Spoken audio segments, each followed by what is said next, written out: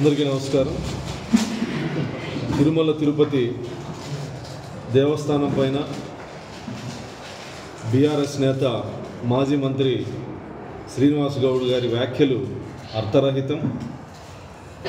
తిరుమలకు వచ్చే భక్తులు రోజుకి 60,000 నుంచి 80,000, 90,000 వరకు రోజుకి భక్తులు అక్కడికి రావడం జరుగుతుంది.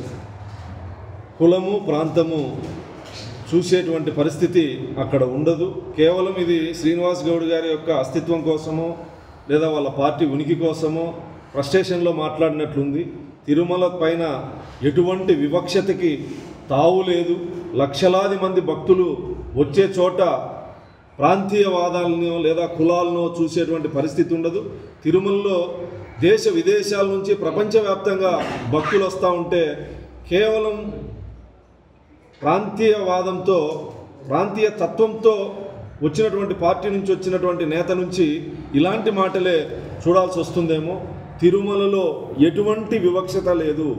గౌరవ ముఖ్యమంత్రి చంద్రబాబు నాయుడు గారి ఆధ్వర్యంలో చైర్మన్గా బిఆర్ నాయుడు గారి నాయకత్వంలో తిరుమలలో ఎటువంటి వివక్షతకు తావు లేదు.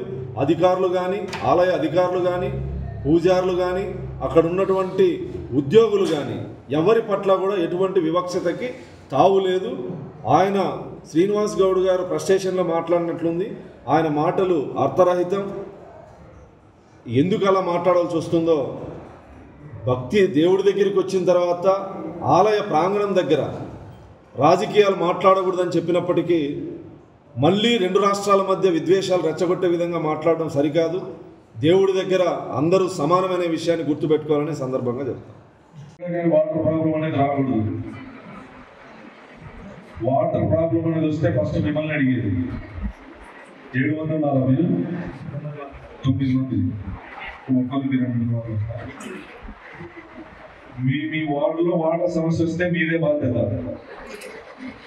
వార్డులు శుభ్రంగా లేకపోతే ఖచ్చితంగా మీతోనే మాట్లాడతామమ్మా. ఎవరైతే వీళ్ళు పని చేస్తున్నారో వాళ్ళు మీ ప్లేస్లోకి వస్తారు, మీరు వాళ్ళ ప్లేస్లోకి పోతారు. బాగా పనిచేయండి. మీకు ఏమైనా కావాలంటే అడగండి, అన్ని సౌకర్యాలు ఏర్పాటు చేస్తాం. ఇల్లు ఉన్నాయా అందరికి? ఇల్లు పెట్టుకోండి. అందరూ మీ సచివాలయంలో అప్లై చేసుకోండి. ఉగాదికి ఇస్తాం ఇల్లు.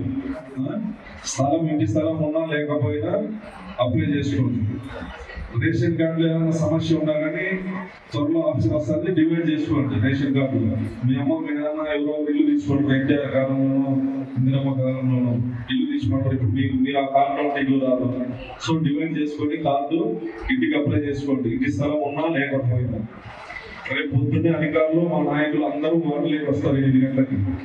మీ వార్డులలో రేపు ఏ రకంగా అయితే పనిచేస్తారో ప్రతిరోజు అదే విధంగా పనిచేయాలి. మీకు ఏమన్నా సమస్యలు ఉన్నా శాలరీస్ కానీ వీళ్ళ నుంచి కానీ మా లీడర్ల నుంచి కానీ ఏమైనా ఇబ్బందులు ఉన్నా చెప్పండి, అవి పరిష్కరిస్తాం. మీరు మీకు ఏ వార్డు అయితే అప్పగించినారో ఆ వార్డులో రేపటి నుంచి క్లీన్గా ఉండాలి, పరిశుభ్రంగా ఉండాలి. మేము అన్ని వార్డులు తిరుగుతాం రేపటి నుంచి.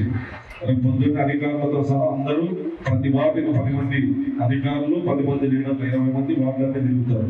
వాటర్ సమస్య, వాటర్ మనిషి ఎవరైతే ఉన్నారో మీ వార్డులో వాటర్ సమస్య వస్తే ఖచ్చితంగా మీ ప్లేస్లోకి ఇంకొకరు వస్తారు. అక్కడ ప్రాబ్లం వస్తే ఖచ్చితంగా చెప్పండి అధికారులకి. పట్టించుకోకపోతే నా నెంబర్ మెసేజ్ చేయండి.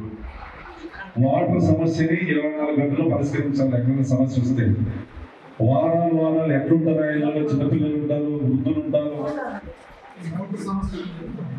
ఆ సమస్యలన్నీ కూడా 24 గంటలు క్లియర్ చేయాలి. చెప్పే బాధ్యత మీది, క్లియర్ చేసే బాధ్యత అధికారులది. చెప్పకపోతే పని అయిపోయేది మీరే.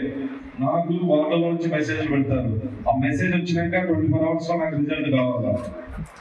రిజల్ట్ కానీ చూపించకపోతే మిమ్మల్ని అడుగుతాం. మీరు అడిగినప్పుడు కమిషనర్ గారికి, మురళికి మేము అప్పుడే చెప్పినాం సార్ అని చెప్పి చెప్పాలా. అడిగిన మీరు చెప్పలేదు, పరిష్కారం కాలేదంటే ఇబ్బంది పడేది మీరు కూడా అంతేమ్మా. ఓకే.